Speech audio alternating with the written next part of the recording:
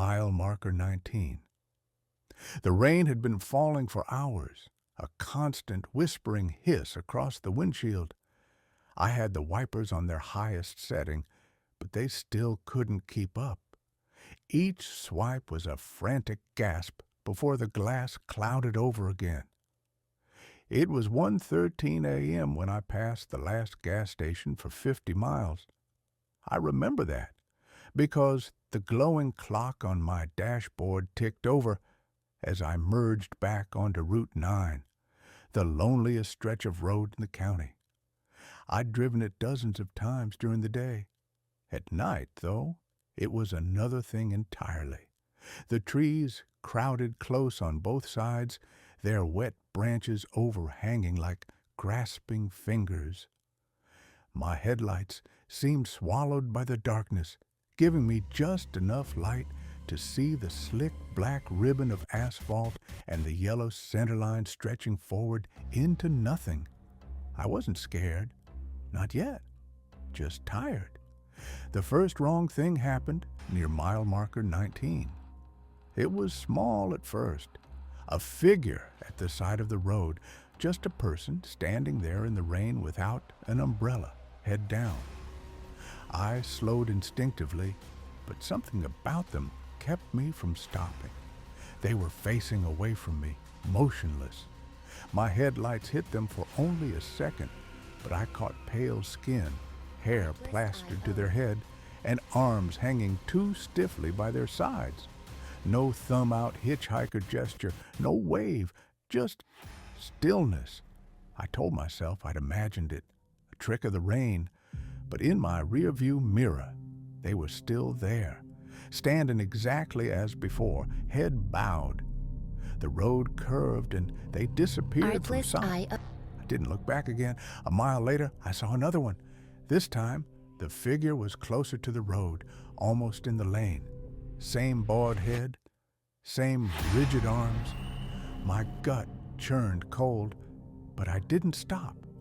I drove past, the spray from my tires hitting them, and in that split second, I noticed something worse. Their clothes looked wrong, not soaked from rain, but dry, as if the downpour didn't touch them at all. A little voice in my head whispered, "Don't think about it." But now, I was gripping the steering wheel hard enough to ache. 5 minutes later, I saw the third. It was standing directly in the road, forcing me to swerve.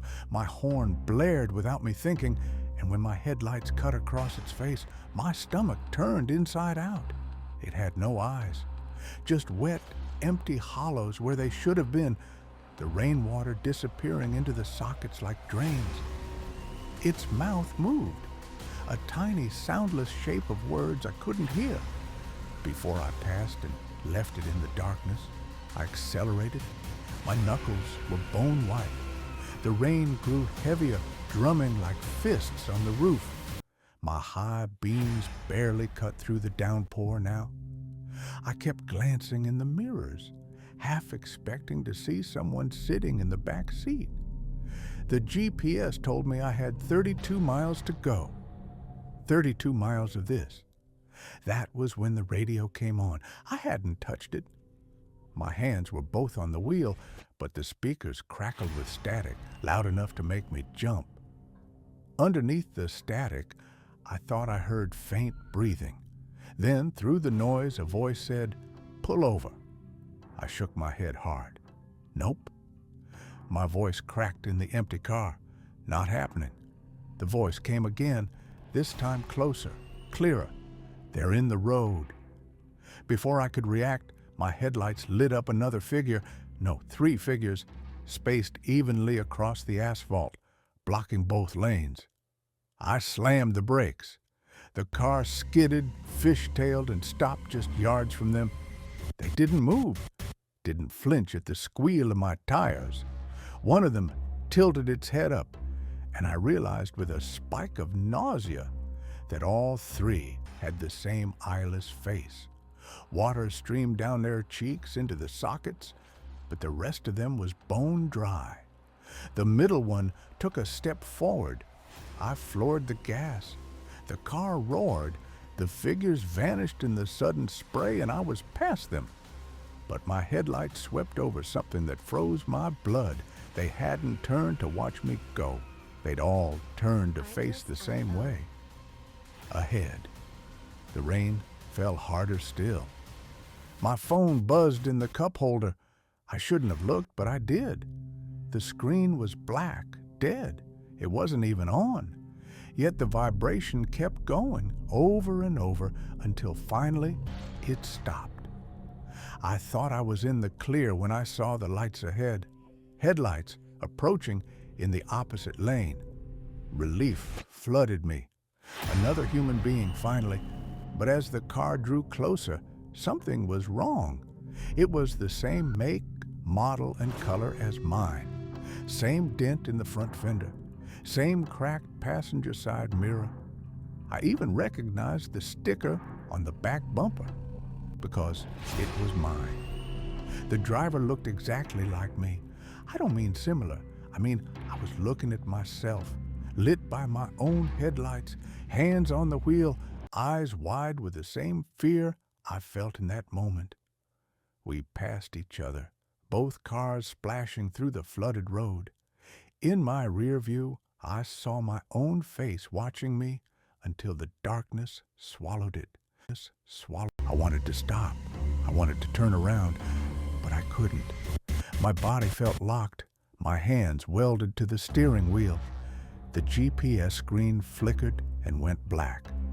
The rain's hiss became a roar. The air in the car thickened, heavy, like breathing through wet cloth.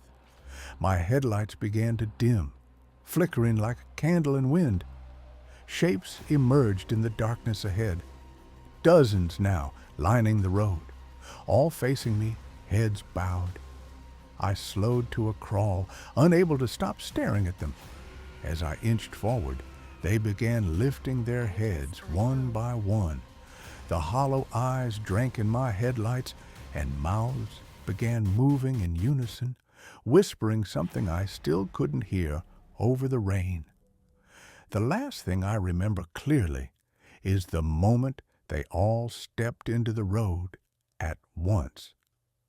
The sound of rain vanished, and in the sudden silence, I finally heard what they were saying. "You're almost home." The story is over. Don't forget to like and subscribe.